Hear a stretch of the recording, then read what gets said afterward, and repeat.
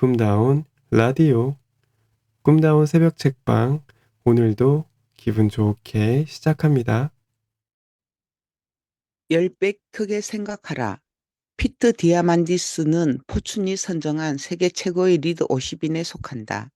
그는 민간인 우주 비행의 꿈을 간직한 엑스프라이즈 재단의 설립자이자 회장이다. 또한 지구 밖 소행성에서 고가의 희귀 광물을 채굴하는 탐사를 위한 우주선을 설계하는 기업 플래니터리 리소스의 공동 설립자이자 회장이다. 그는 말한다. 모든 혁신은 정신 나간 아이디어에서 나온다. 당신이 CEO라면 매일 아침 정신, 당신 회사 어디에 정신 나간 아이디어가 있는지 찾아야 한다. 엑스프라이즈와 초강경 신뢰.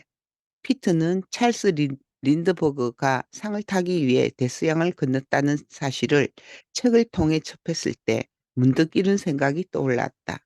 내가 1,000만 달러의 상금을 걸면 민간인 우주선을 만들고자 하는 인재들이 모여들지 않을까? 그러면 나는 그들이 만든 우주선을 타고 지구 밖으로 나갈 수 있게 될 것이다. 하지만 누가 1,000만 달러를 투자할지는 알 수 없었다.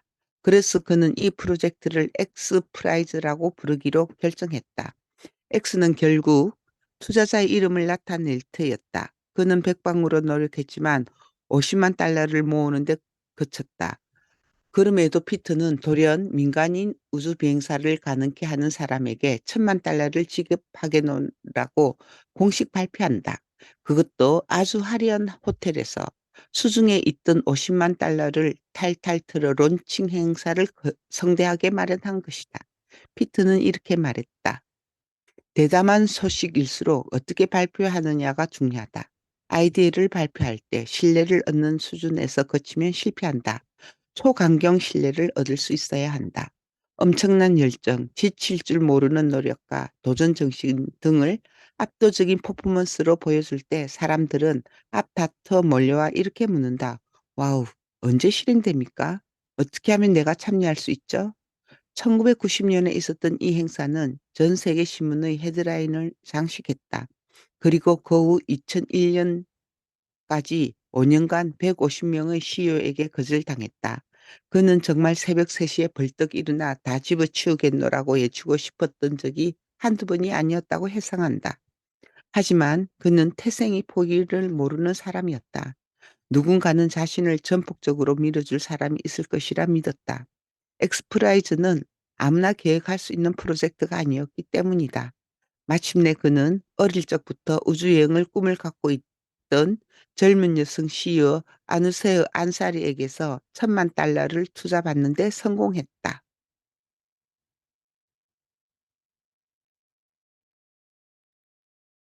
10%가 아니라 10배 크게 생각하라. 그는 젊은 비즈니스맨을 위해 다음 세 가지를 늘 강조한다. 첫째, 10%큰 것을 목표로 한다는 것은 모든 사람과 경쟁하겠다는 뜻이다. 모두가 10%큰 것을 목표로 삼기 때문이다. 10배 큰 것을 목표로 하면 그곳에는 당신뿐이다. 예를 들어 지구가 아닌 행성에서 광물 자원을 확보하겠다는 목표를 가진 나 같은 사람이 그렇다. 소행성 탐사에는 경쟁이 별로 심하지 않다. 인간의 수명을 건강하게 40년 늘리겠다는 HLI의 목표 또한 마찬가지다. 이런 일을 추구하는 기업들은 별로 많지 않다. 둘째, 10배 큰 목표를 추구할 때는 백지 상태로 시작해야 한다. 문제 접근법이 완전히 달라야 한다. 대표적인 사례가 테슬라다. 일론 머스크는 아무것도 없는 상태에서 테슬라를 만들어 미국, 아니 전 세계에서 가장 멋지고 안전한 차로 각인시켰다. 과거의 유산을 현재로 끌고 온 것이 전혀 아니다. 이 점이 매우 중요하다. 셋째, 10%가 아니라 10배 크게 생각하는 것은 꼭 100배 더 힘들지는 않지만 보상은 100배 더 크다. 피터가 던지는 더 훌륭한 질문들. 피터는 앞으로 6년 동안 50억 명의 새로운 소비자가 온라인에 등장할 것이라고 예측한다. 엄청난 숫자다. 그는 질문한다. 그들은 수십조 달러의 돈을 세계 경제에 뿌릴 것이다. 당신은 그들을 위해서 무엇을 제공할 수 있는가? 새로운 것을 제공하려면 먼저 당신이 갖고 있는 것을 파괴해야 한다. 최근에 나는 C2의 CEO 제프리 이멜트가 이끄는 리더십 팀 회의에서 그리고 코카콜라의 CEO 무타르 켄트와 시스코 등 최고 기업들의 대표들과 만난 자리에서 이렇게 물었다. 당신은 당신의 기업을 어떻게 파괴하겠습니까? 그런 노력을 기울이기는 하고 있습니까? 그렇지 않다면 앞으로 깜짝 놀랄 일을 맞이하게 될 것입니다. 젊은 CEO들을 위해서도 그는 지혜로운 조언을 잊지 않았다. 사내에서 가장 똑똑한 20대 젊은 인재를 찾아라. 어느 부서에 근무하는지는 중요하지 않다. 그리고 그에게 회사를 망하게 할 수 있는 방법을 찾아보게 만들어라. 피터의 법칙. 피터에게는 그의 삶을 성공적으로 견인해가는 28가지의 법칙이 있다. 그 가운데 나와 이 책의 타이탄들이 가장 좋아하는 법칙은 다음과 같다. 법칙 2. 선택할 수 있을 때는 2가지 모두 선택하라. 법칙 3. 프로젝트가 여러 개라야 성공도 여러 개가 될 수 있다. 법칙 6. 어쩔 수 없이 타협해야 할 때는 그 위에 요구를 더 추가하라. 법칙 7. 이길 수 없으면 규칙을 바꿔라. 법칙 8. 규칙을 바꿀 수 없으면 규칙을 무시하라. 법칙 11. 아니오는 한 단계 더 높은 곳에서 시작하라는 뜻일 뿐이다. 법칙 13. 의심될 때는 생각하라. 법칙 16. 빠르게 움직일수록 시간은 천천히 흐르고 더 오래 살 수 있다. 법칙 17. 미래를 예측하는 가장 좋은 방법은 스스로 미래를 만드는 것이다. 법칙 19. 인센티브는 베푸는 대로 거둔다. 법칙 22. 놀라운 돌파구도 그 전날까지는 정신 나간 아이디어였다. 법칙 26. 측정할 수 없으면 계산할 수 없다. 24. 베거본드가 되어라. 2004년 나는 약 18개월 동안 전 세계를 여행한 적 있다. 그때 낯선 곳에서 얻은 교훈들은 지금도 내 삶의 단단한 토대가 되어주고 있다. 베를린의 뒷골목에서 파타고니아의 숨겨진 호수에까지 이르는 길 위에서 나는 빈털터리에 가까웠다. 가진 것이라고는 백팩과 작은 트렁크 하나뿐이었다. 책도 2권만 가져갔다. 하나는 당연해 보이지만 헨리 데이비드 소로의 월든이었고 다른 하나는 롤프 포츠가 쓴 여행의 기술이었다. 떠나기 전 나는 여행의 기술을 챙기며 표지 안쪽에 꼭 가보고 싶은 곳의 목록을 적어 놓았다. 스톡홀름, 프라하, 파리, 뮌헨, 베를린, 암스테르담. 서두를 일도 걱정할 일도 없었다. 천천히 나만의 속도로 각 도시를 걸으면 충분했다. 꿈이 이루어지는 순간이었다. 여행 내내 롤프의 책을 거듭 읽으며 깨달았다. 진정한 여행은 여행지가 아니라 일상에서 내 삶을 바꿔놓는다는 것을.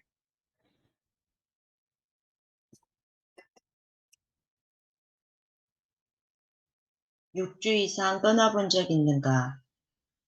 올리버 스톤 감독의 월스트리트라는 영화에는 주식 중개인으로 일하는 야심찬 청년이 나온다.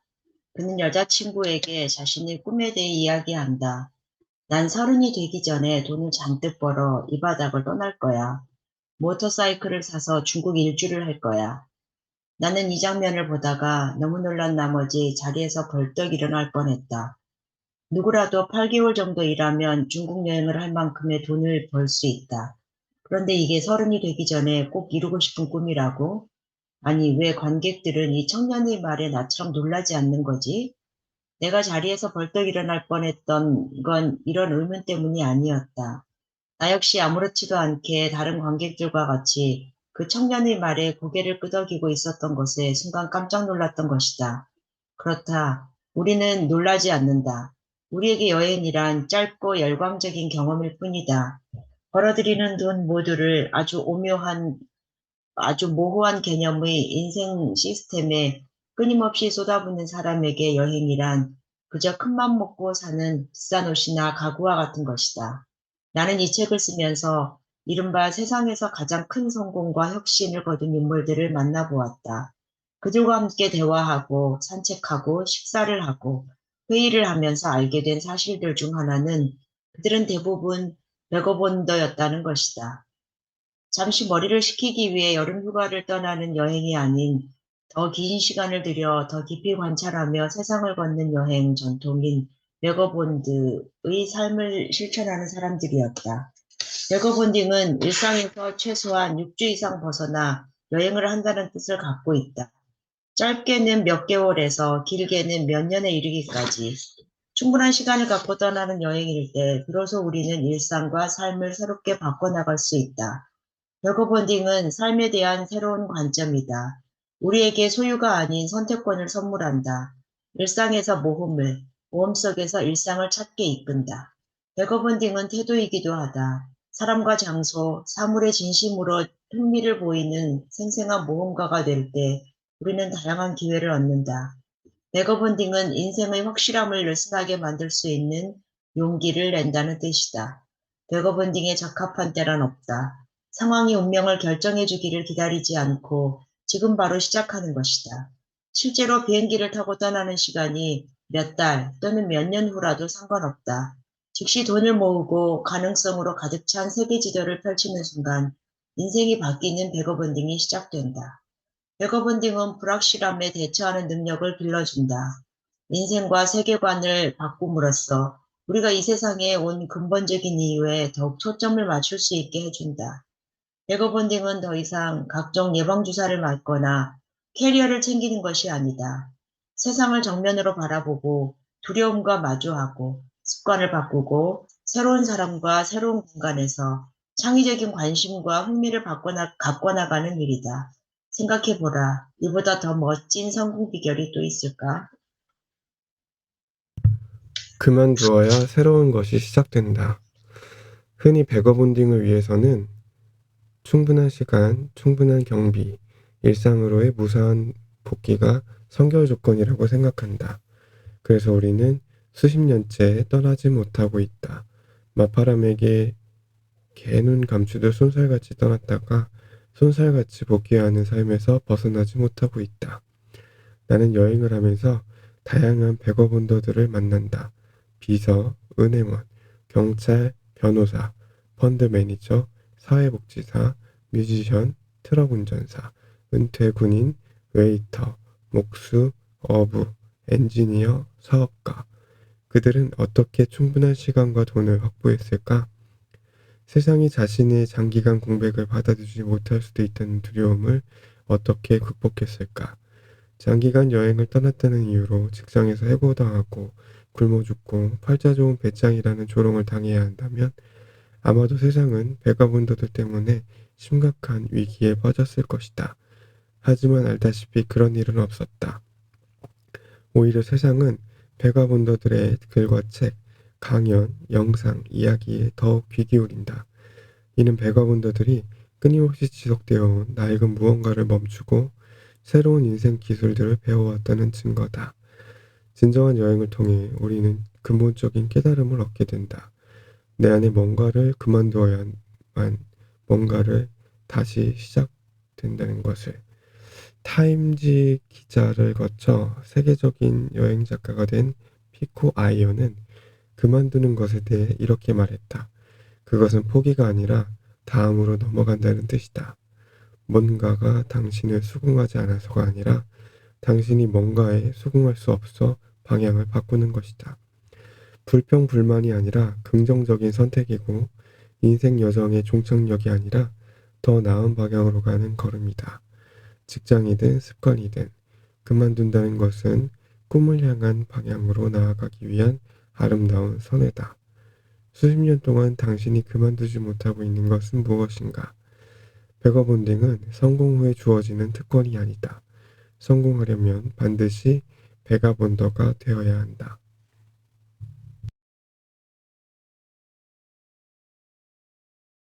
세상에서 가장 지혜로운 사람들의 비밀, 당신이 찾는 것이 당신을 찾고 있다. 루미, 행복에 이르는 길은 없다. 행복이 길이다. 틱나한, 모두를 만족시킬 수는 없지만 모두를 사랑할 수는 있다. 히트닝 커밍스. 타이탄들은 어떻게 두려움을 극복하는가? 우리에게는 평생 숙명처럼 붙어 다니는 두 친구가 있다. 두려움과 불안이다. 이 두 친구와 어떤 관계를 맺어야 할지에 대해 가장 지혜로운 답을 줄 수 있는 현자는 누구일까? 단연 알랭 드 보통이 압도적인 표를 얻었다. 알랭 드 보통은 우리 시대 가장 영향력 있는 철학자다. 왜 나는 너를 사랑하는가? 불안, 행복의 건축, 뉴스의 시대 등 펴내는 책마다 베스트셀러가 되었고 각박한 삶을 살아가는 수많은 사람들의 몸과 마음을 치유하는 인생 학교를 전 세계에 설립 활발한 사회 운동을 펼쳐나가고 있다. 지금 이 순간에 감사하라. 알랭은 우리가 두려움과 불안을 벗어나지 못하는 이유에 대해 이렇게 설명한다. 당신의 삶을 너무 타인에게 맡기고 있기 때문이다. 당신이 진정 원하는 것과 향하는 곳을 알면 타인의 중요성은 뚜렷하게 약해진다. 당신이 걷고 있는 길이 모호할수록 타인의 목소리와 주변의 혼란, 소셜미디어의 통계와 정보 등이 점점 커지면서 위협적으로 다가온다. 알랭은 또 진정한 성공이란 평화로운 상태에 놓이는 것이라고 설명한다. 평화로운 상태를 얻으려면 주체의 삶을 회복하고 타인이 나를 이해하고 받아주기를 바라지 않아야 한다. 어떤 사람이 자신을 완전히 이해하지 못한다며 당신에게 화를 낸다고 해보자. 그의 얼굴을 천천히 살펴보라. 그는 당신의 이해 부족 때문에 화를 내고 있는 게 아니다. 이해받지 못하고 있다는 자신의 불안 때문에 당신에게 못되게 구는 것이다. 대부분의 화와 불안, 두려움은 이런 방식으로 세상에 존재한다.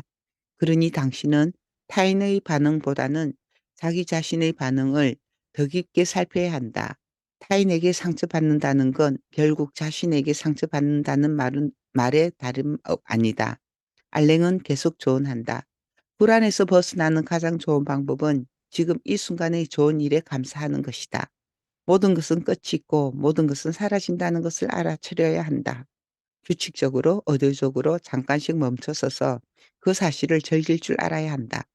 들의 핀 꽃을 보고 탄성을 지르면 사람들은 당신을 패배자라고 손가락질 할지도 모른다.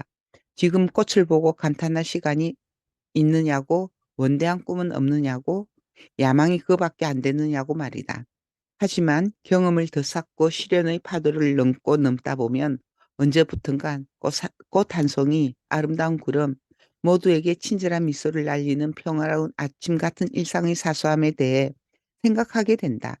운명의 여신은 우리에게 무엇이든 할 수 있다. 인간은 그만큼 나약한 존재다. 해고에 대한 불안, 신체의 질병, 경제적 압박 등 조금만 상황이 터져도 우리는 쉽게 무너진다. 아주 약간의 자질만으로도 그렇게 된다. 따라서 이 같은 나약함을 담담하게 받아들이고 별 큰일 없이 무탈하게 지나는 하루에 진심을 다해 감사할 때 극복의 길이 열린다. 감사야말로 불안과 두려움을 보내오는 운명의 여신에게 맞설 수 있는 인간의 가장 효과적인 무기다. 명상가 샘 해리스 또한 두려움을 사라지게 하는 간단한 방법으로 맑은 하늘을 이용할 것을 권유한다. 이는 많은 타이탄들이 효과를 얻고 있는 방법이기도 하다. 그는 이렇게 말한다. 족첸을 아는가? 이는 티베트 불교의 최고 수행법이다. 두려움이나 불안이 엄습할 때는 눈을 뜬 채 맑은 하늘과 지평선 너머를 쳐다본다. 그러면서 현재 경험하고 있는 것에 아무 판단 없이 주의를 기울여 보라. 머리가 맑아지고 고개를 푹 숙이고 있을 때의 감정들이 사라지고 있음을 목격하게 될 것이다. 삶에 반드시 초대해야 할 친구. 불안과 두려움에 대해 인상 깊은 깨달음을 준 또 다른 인물로 케빈 코스트너를 꼽을 수 있겠다. 그는 평단의 찬사와 함께 혁신적인 스토리텔러로 평가받은 세계적인 영화 배우다. 무명이었던 젊은 시절의 어느 날 그는 낡은 픽업 트럭을 몰아 한 작은 지역 극장에서 열리는 오디션에 참가하고자 달리고 있었다. 그런데 일순간 속도가 갑자기 140km까지 치솟았다. 브레이크는 말을 듣지 않았고 꼬리에 꼬리를 문 차량들의 브레이크 등 불빛이 점점 크게 다가왔다. 그는 회상한다. 아주 짧은 시간 동안 죽는구나 하는 생각이 들었다. 그와 동시에 이렇게 죽을 순 없어라는 생각도 들었다. 클러치를 터져라 밟았다. 날카로운 비명처럼 끽 소리가 나면서 가까스로 시동키를 뽑을 수 있었다. 속도를 간신히 줄이고 갓길에 차를 세웠다. 무엇보다 아무도 죽지 않아서 다행이었다. 잠시 안도의 숨을 고른 다음 빌어먹을 차에서 내려 뭔가에 홀린 듯이 울타리를 뛰어넘어 달리기 시작했다. 정확한 이유는 나도 몰랐다. 왠지 절대 오디션을 놓쳐서는 안 될 것 같다는 생각만 머릿속에 가득했다. 케빈은 그 오디션에서 떨어졌다. 애초에 배우가 되겠다는 열렬한 생각은 없었다. 그냥 주변에서 하도 권해서 경험 삼아 도전해본 일이었다. 그런데 막상 오디션에서 떨어진 후 그는 정말 배우가 될 거야라는 생각과 사랑에 빠지기 시작했다. 그게 밥벌이가 될 수 있을지 큰 확신은 없었지만 미치도록 머릿속을 파고드는 앞으로 뭐하고 살래라는 속삭임을 떨쳐내는 용기를 얻는 데엔 충분했다. 케빈은 이렇게 말했다. 그날 나는 고속도로에서 목숨을 잃을 뻔했고 배우로서도 별 재능이 없다는 사실을 알았다. 그런데 그것보다 더 중요한 사실은 그날 내가 사고로 죽어 오디션을 보지 못했으면 어땠을까 하는 생각이 온몸을 전율처럼 훑고 지나갔다는 것이다. 오디션만 떨어졌지만 오디션 자체는 너무 재밌었기 때문이다. 그래서 나는 내가 배우가 될 수 있을 거라 확신했다. 비록 배우로 대성할 수는 없을지라도 어떻게든 배우만 될 수 있다면 남들이 싫어하는 일일지라도 내가 원하지 않는 일일지라도 모두 기꺼이 할 수 있다는 용기가 생겼기 때문이다. 케빈의 어깨를 짓누르는 모든 짐이 사라졌다. 그는 어떤 도전이든 가능한 사람이 되었다. 그의 가장 큰 두려움은 자신이 원하지 않는 삶을 계속 살아야 할지 모른다는 것이었다. 그가 이 두려움에서 벗어날 수 있었던 것은 원하는 삶을 살기 위해 원하지 않는 삶을 기꺼이 받아들이는 용기를 얻었기 때문이었다. 나는 그가 들려준 이 지혜로운 깨달음에 경이라도 표하고 싶은 심정이었다. 케빈은 원하는 일, 원하는 삶을 찾는 방법에 대해서도 지혜를 나눠줬다. 떠오를 때마다 약간 두렵고 긴장되는 떨리는 일. 그게 바로 당신이 원하는 것이다. 와, 잘하면 완전 인생을 망칠 수도 있겠는걸 하는 일이 바로 당신이 찾아 헤매던 모험이다. 두려움이라는 친구를 멀리하는 데 시간을 쓰지 마라. 용기라는 새 친구를 초대하는 데 심연을 기울여라.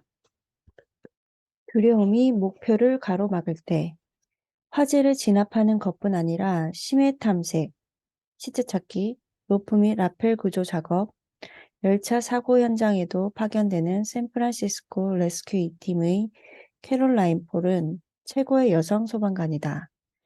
레스큐 2팀 역사상 최초로 화재 현장에 투입된 여성 소방관이자 루지 붕은 미국 올림픽 대표팀 선발전에도 참가했던 그녀 역시 한때 둘째가라며 서러워할 겁쟁이였다. 그런데 어떻게 세상에서 가장 용감한 인물이 될 수 있었을까? 아직 자신의 미래를 결정하지 못했던 시절, 캐롤라인은 무엇보다 두려움을 극복하지 못하면 자신이 앞으로 무슨 일을 하든 간에 한 발자국도 못 나갈 것이라는 사실을 잘 알았다. 그래서 그녀는 평범한 사람은 상상도 못할 일을 벌였다.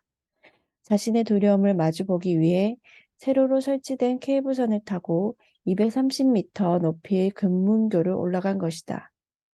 한밤중이었다. 나는 케이블선을 올라 70층 높이의 둥근 가로 바 위를 걷기 시작했다.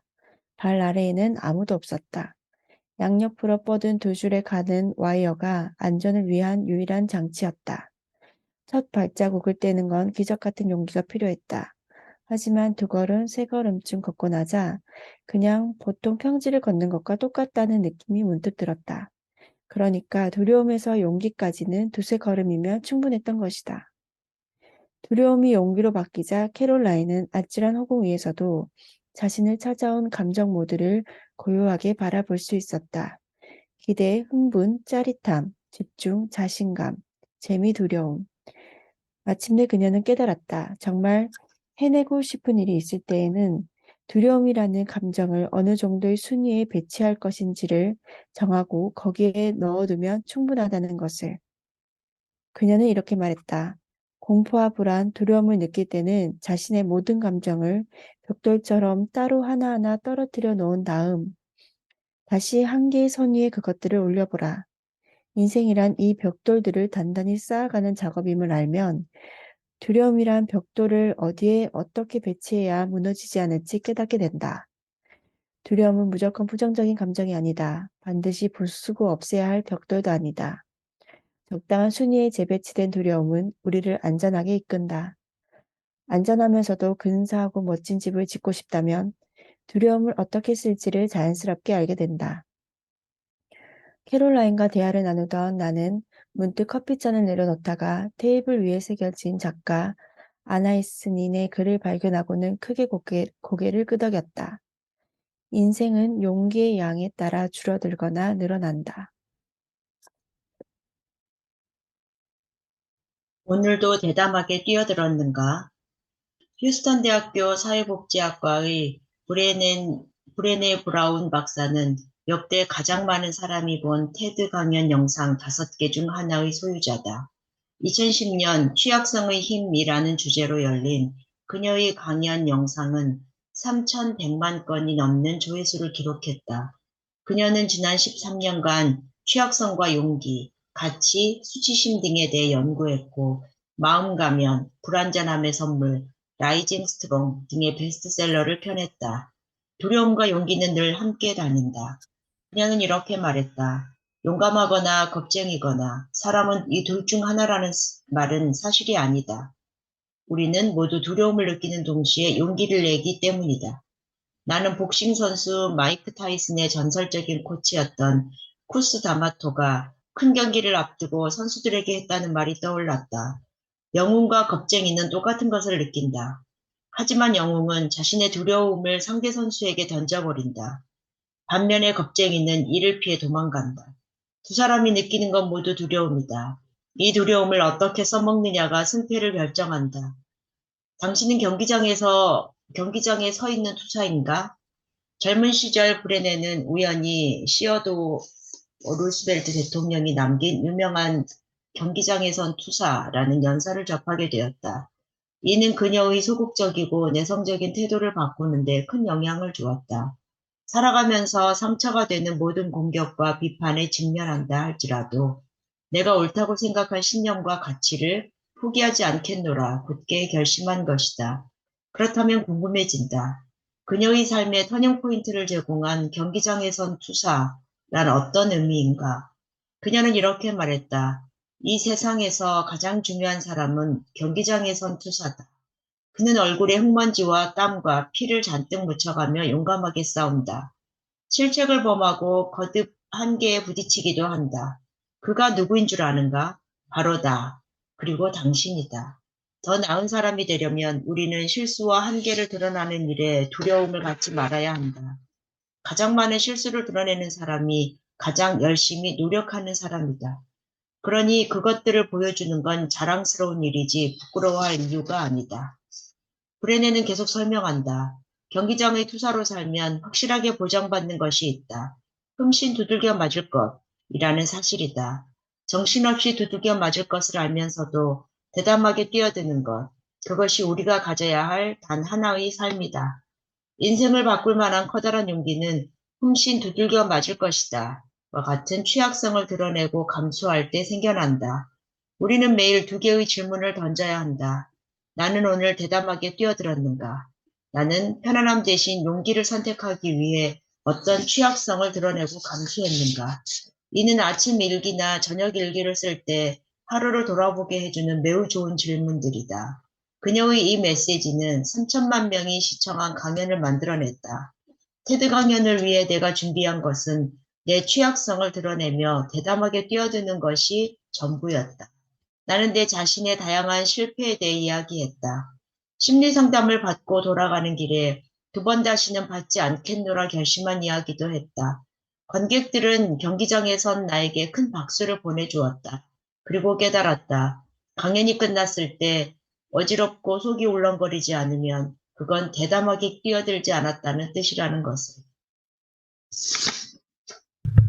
상대에게 도와줄 기회를 제공하라.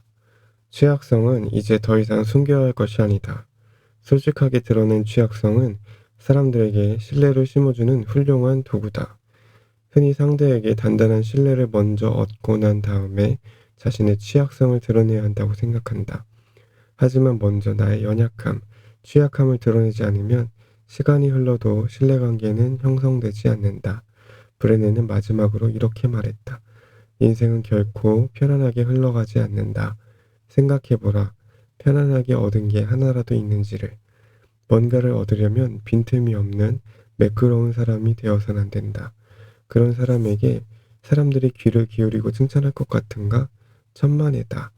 속이 울렁거리고 얼굴이 화끈거려 몹시 불편하더라도 기꺼이 먼저 자신의 취약한 부분을 드러내는 사람을 세상은 더 높게 평가하고 도와준다. 상대에게 도움의 기회를 제공하는 사람이 가장 용감하게, 가장 빠르게 성공한다.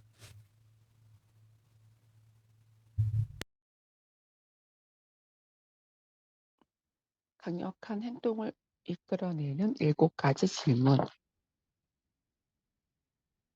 영화 스타워즈 제국의 역습에서 요다는 충고했다. 두려움을 없애려면 그것에 이름을 붙여야 한다. 이 책에 등장하는 많은 타이탄들도 요다와 비슷한 두려움 극복 방법을 제시한다.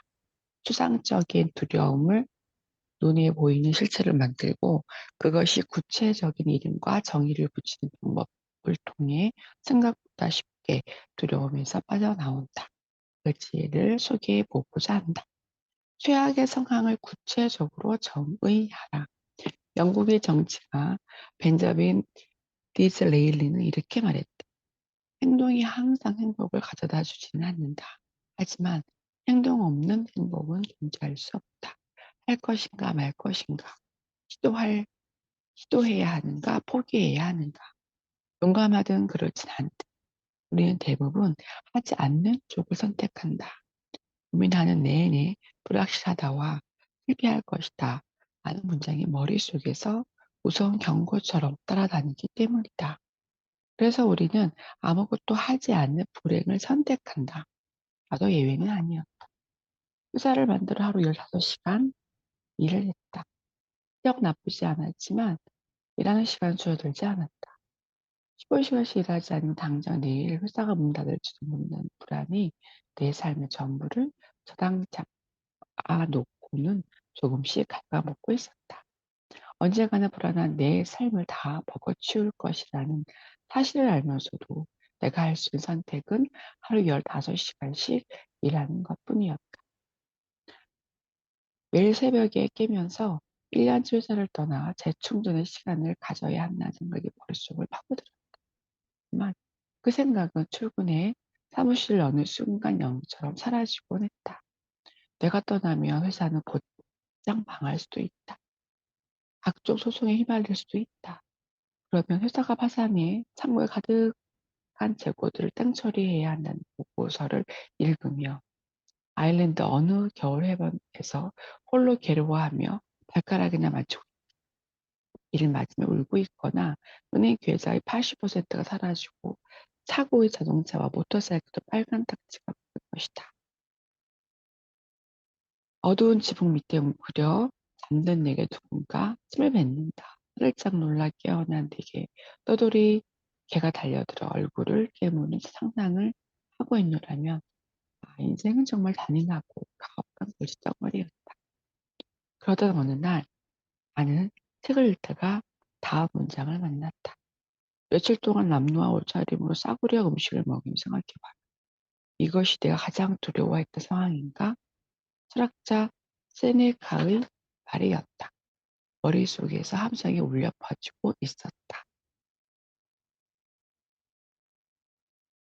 리스크가 아니라 가능성을 선택하라.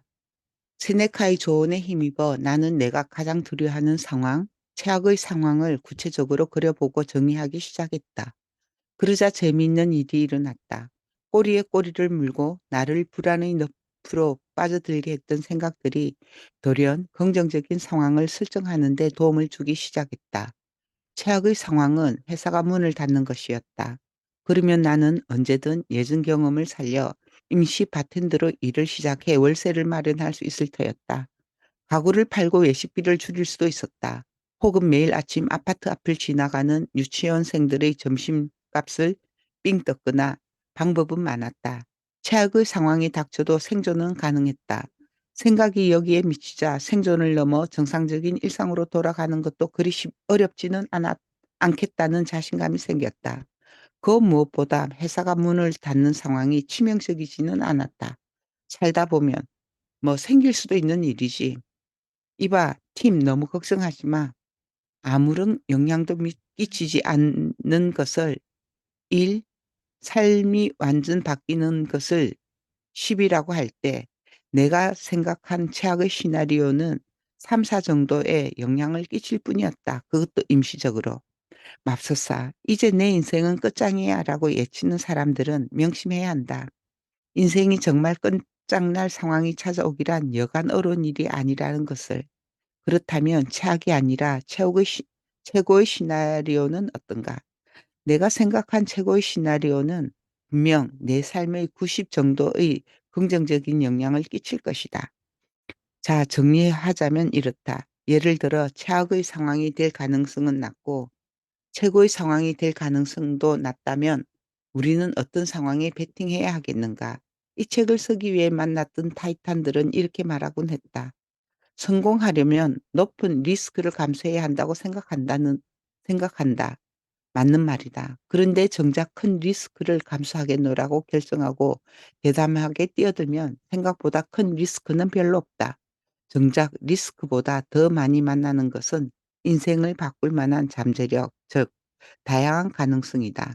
그러므로 인생은 어떤 리스크를 선택할 것인지로 결정되지 않는다.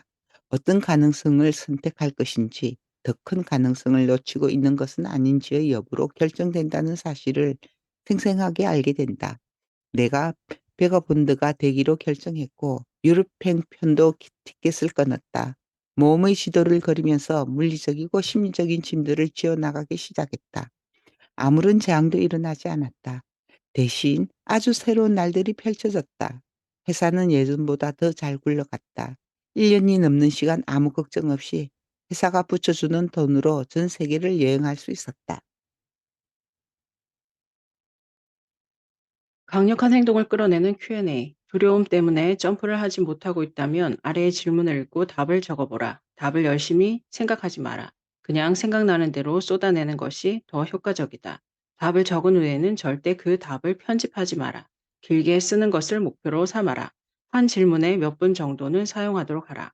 1. 당신의 악몽, 즉 당신이 지금 생각하고 있는 일을 행동에 옮길 때 발생할 수 있는 최악의 상황을 정의하라. 당신에게 꼭 필요한 큰 변화를 추구했을 때 따라올 것 같은 의심과 두려움, 만약의 상황은 무엇인가? 매우 구체적으로 떠올려 본다. 삶이 끝장나는가? 1에서 10까지 평가한다면 이런 일들이 실제로 일어날 가능성은 얼마나 되는가? 2. 최악의 시나리오가 현실이 되었을 때 거기서 탈출하는 데는 시간이 얼마나 걸릴 것 같은가? 어떤 단계를 거치면 가장 빠르게 회복해 예전 상태로 돌아갈 수 있을까? 아니면 최악의 상황에서도 여전히 나는 상황을 다시 통제하는 힘을 발휘해 새로운 길을 열 수는 없을까? 3. 반면에 인생에 긍정적인 영향을 끼칠 좀 더 가능성이 큰 시나리오가 가져다 줄 성과는 무엇인가? 최악의 시나리오를 파악한 후에는 좀 더 가능성이 크거나 긍정적인 성과에 대해 생각해 본다. 그것은 내부적일 수도 외부적일 수도 있다. 1에서 10으로 평가할 때 어느 정도인가? 일정한 수준의 좋은 성과가 나올 가능성이 얼마나 되겠는가? 당신보다 덜 똑똑한 사람이 해낸 전례가 있는 일인가? 오늘 직장에서 해고된다면 생계는 어떻게 유지할 것인가? 다른 선택권을 시험해 보기 위해 직장을 그만둔다면 그 선택권이 별로였을 때 다시 예전 직장이나 커리어로 돌아올 수 있는 방법은 무엇인가? 5. 두려움 때문에 미루고 있는 일은 무엇인가? 사람들이 가장 두려워하는 일은 꼭 해야만 하는 일인 경우가 많다. 꼭 해야 할 행동을 하지 못하게 막는 것은 알 수 없는 결과에 대한 두려움이다. 최악의 상황을 정의해보고 받아들이고 행동을 하라. 이마에 새겨 넣어야 할 정도로 중요한 이 말을 다시 한번 반복하겠다. 우리가 가장 두려워하는 일은 우리가 꼭 해야만 하는 일인 경우가 많다. 성공은 그 사람이 얼마나 많은 불편한 대화를 기꺼이 할 준비가 되어 있는지로 측정된다. 매일 두려운 일을 하나씩 하겠다고 다짐하라. 나는 일면식도 없는 유명인사나 CEO들을 접촉해 조언을 구하는 일을 열정적으로 해나갔다. 처음엔 정말 어려웠지만 이제는 자연스러운 습관이 되었다. 6. 행동을 연기함으로써 금전적, 감정적, 물리적으로 어떤 대가를 치르고 있는가? 우리는 행동에 따르는 잠재적인 단점만 생각해서는 안 된다. 행동하지 않음에 따르는 끔찍한 비용 또한 구체적으로 측정할 줄 알아야 한다. 지금 당신을 열광하게 하는 목표를 추구하지 않는다면 1년, 5년, 10년 후 어떤 모습일까? 어쩔 수 없이 앞으로 10년이라는 소중한 시간 동안 전혀 성취감을 느끼지 못하는 일을 계속해야만 한다면 10년 후가 실망과 후회로 가득한 길이 되리라는 사실을 100% 확신할 수 있다면 가장 뾰족한 대안이 떠오르지 않는다 해도 지금 때려치워라. 때려치우는 것도 하나의 가치 있는 행동이다. 언젠가 꼭 할 것이지만 때를 기다리고 있는 것은 무엇인가? 장담하건대 좋은 타이밍은 없다. 당신은 그저 다른 사람들과 마찬가지로 무서울 뿐이다. 행동하지 않음에 따르는 비용을 측정하고 가장 두려운 실수가 실제로 일어날 가능성은 낮다는 사실을 깨닫고 남보다 앞서가는 사람들이 가진 중요한 습관을 길러라. 바로 실천이다. 강한 사람들은 미리 연습한다. 월든의 작가 헨리 데이비드 소로는 말했다. 우리가 얻을 수 있는 부유함은 우리가 기꺼이 내려놓을 수 있는 물건의 숫자에 비례한다. 두려움을 내려놓을 수 있는 또 다른 방법은 두려움을 리허설 해보는 것이다. 분기에 한 번씩 정기적으로 최악의 시나리오를 자신에게 조금씩 주입시키는 것이다. 네이비 실을 지휘했던 조코 윌링크는 내게 이렇게 말했다. 네이비 실이 최강의 팀이 된 것은 평소에 극한 상황을 설정해 계속 훈련했기 때문이다. 그러면 고통과 절망, 두려움 같은 감각들이 둔해진다. 그래야 진짜 상황이 닥쳤을 때 훌륭하게 대처한다. 평소 이런 훈련을 하면 실전에서는 생각지도 못한 힘이 생겨나기도 한다. 앞에서 나는 철학자 세네카의 책을 읽다가 머릿속을 울리는 함성을 들었음을 고백했다. 그 책의 제목은 루실리우스에게 쓴 편지다. 루실리우스는 세네카의 제자였다. 나는 이 책에 실린 다음의 글을 힘겨울 때마다 꺼내 읽곤 한다. 나는 위대한 이들의 가르침을 통해 너에게 교훈을 주고자 한다. 며칠 동안 남루한 옷차림으로 싸구려 음식만 먹으며 이것이 내가 가장 두려워한 상황인가를 생각해보라. 불안과 두려움 걱정에서 자유로워짐으로써 스트레스가 심해질 때를 대비해 미리 강해지자는 것이다. 너는 행운의 여신이 친절할 때 그녀의 분노에 맞설 준비를 해야 한다. 평화로울 때 병사는 실전보다 더 강한 훈련을 하고 성벽을 쌓아야 한다. 미리 훈련을 하면 실제 위기가 닥쳤을 때 움찔하지 않는다. 가난에 대비한 연습을 하는 사람들 또한 이런 과정을 거친다.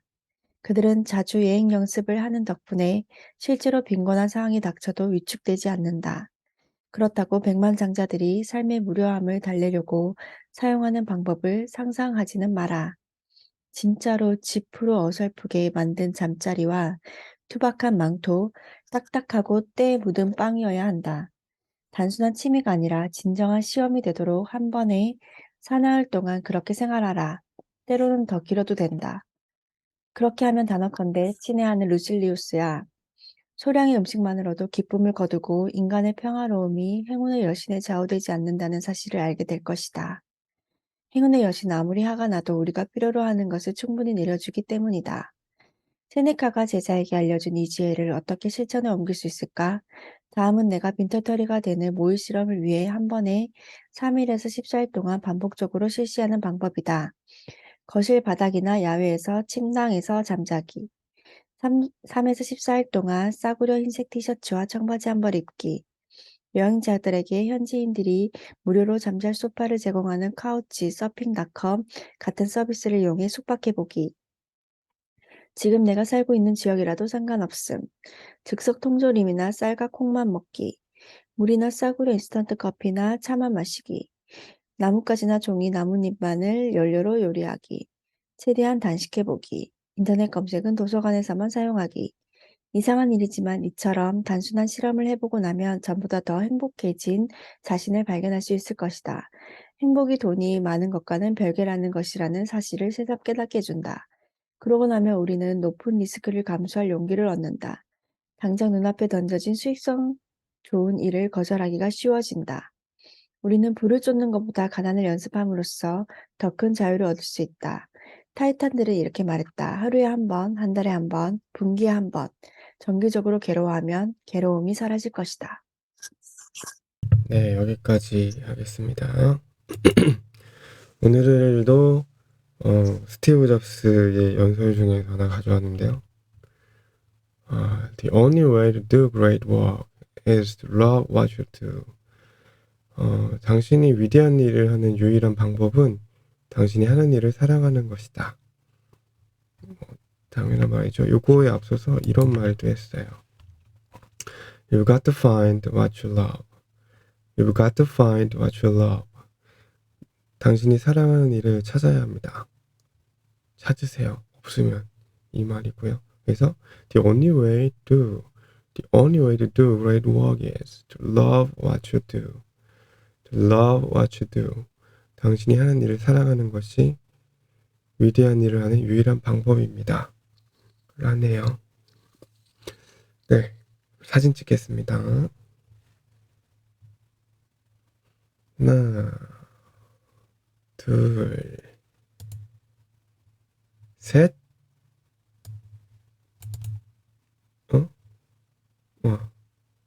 됐다. 저 수정님 눈 감아서 다시 한번 할게요. 하나, 둘, 셋. 네, 눈 크게 뜨시고 계시네요. 좋은 날 되세요.